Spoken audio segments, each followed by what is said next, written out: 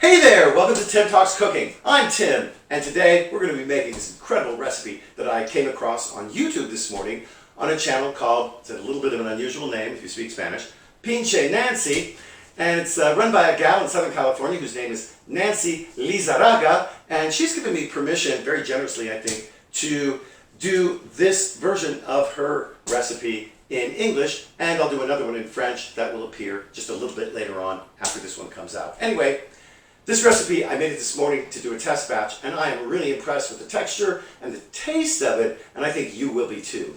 Let's get started.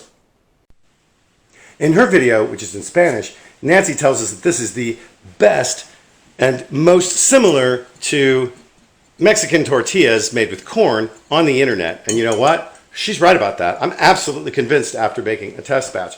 We're going to start off here with a cup of blanched almond flour. Of course, you can use unblanched almond flour. It'll just affect the color of the product. Don't worry about it. It'll still be delicious. Next, I'm going to use 2/3 of a cup of panko pork crumbs. Next, I'm going to add in 1 tablespoon of psyllium husks. That's ground psyllium husk powder, right? I'm also going to add in 2 teaspoons of xanthan gum, as well as 2 teaspoons of Keto baking powder. That's going to be no-carb baking powder. You want to check the ingredients that you have there. As always, mix in the dry ingredients. Oh, and you know what? Let's add in a pinch of salt too. Just a little pinch. I think that improves everything. Give it a nice mix. Now, to bind this together, we're going to use 3 egg whites. In her recipe, she says a 1/2 cup of egg whites, so you can measure them out like I did here. But for me, it turned out to be exactly 3 egg whites. Both times I've done it now. So we're just go ahead and put it right on in there. Quickly use my spatula to get all the goodies out. Next, we're just going to stir them in. This really just couldn't be simpler. And when it gets about to this point where it's a little hard to mix with your fork, just use your hands to knead it a little bit together. Now, you're going to notice that your dough is pretty wet at this point. I mean, it's not awful. It just sticks to your hands a little bit. We're going to help that out because we're going to knead this just a little bit. Not like we need bread dough, obviously. We're just going to combine the ingredients more. I'm going to add 2 more tablespoons of almond flour here at the end, just like Nancy does. And as you can see when you do this, it's going to become much less sticky. Keep kneading it until you completely incorporate the rest of the flour into the dough. In the description below, you'll find the macros that Nancy gives for this recipe.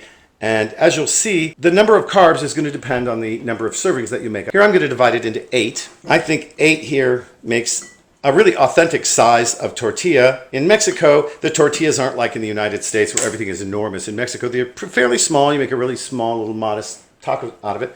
Anyway, what we need to do is to turn this into tortillas. I've got a tortilla press. If you don't have one, you can use a rolling pin and some parchment paper. You'll need parchment paper for this too. A piece of parchment paper. You could use saran wrap. Nancy actually takes a gallon, resealable gallon bag, cuts down the size of it and makes a kind of a fold-out non-stick surface for her tortilla press. Next, you're going to take each piece of your dough and you want to roll it into a little ball like this. Doesn't have to be perfect, but the rounder it is, the prettier your tortilla is going to be. You want to get that more or less in the center.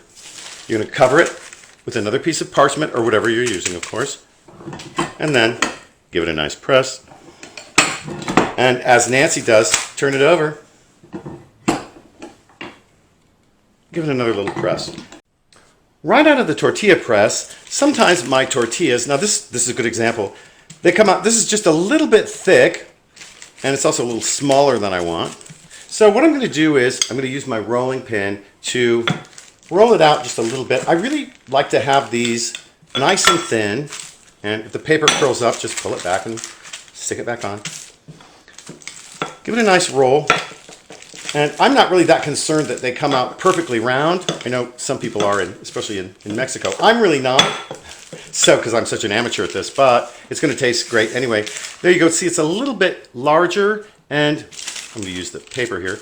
With your hand, you can see where it's thicker than in other spots, and so I just want to even that out a little bit. And that's just going to fry up so beautifully.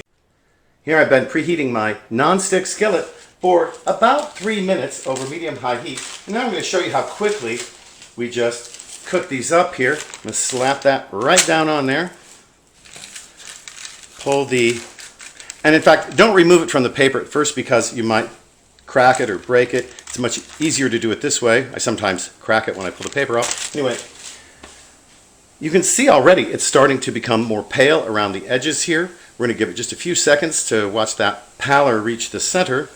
Oh yeah, there we go. I'm going to give it a flip. If you can't do that, use your tongs. But my skillet's really good, and anyway, there we go. Really only about another 30-45 seconds and we're done. Remove it to a wire rack and do the next one. Before we move on to the final segment where I'm going to taste this stuff, I want to show you something I think is just amazing about these tortillas. You can see I've cut these into chips. I've cut it into 6 pieces. And in some really hot oil, we're going to fry these up. And let me tell you what, we're going to make some beautiful, crunchy tortilla chips out of them. Almond flour browns fairly quickly. You're going to want to watch these. Here I'm just going to turn them over. You may notice this side's a little brown. I actually left it, I got a little distracted and I left it in the pan when I was making the tortilla for just a little longer than I wanted to. That's alright because I knew I was going to make chips anyway. I'm just going to turn them all over and we're going to fry them. See this one, look.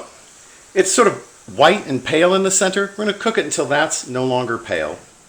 And that's when you're going to know this has turned into a delicious, crunchy chip. When the color is uniform, you want to pull them out and drain them on a paper towel lined plate. Well, all right, let's check this out. Now, first of all, here we've got the tortillas, and you notice I've got 7 of them left because I made chips out of one of them.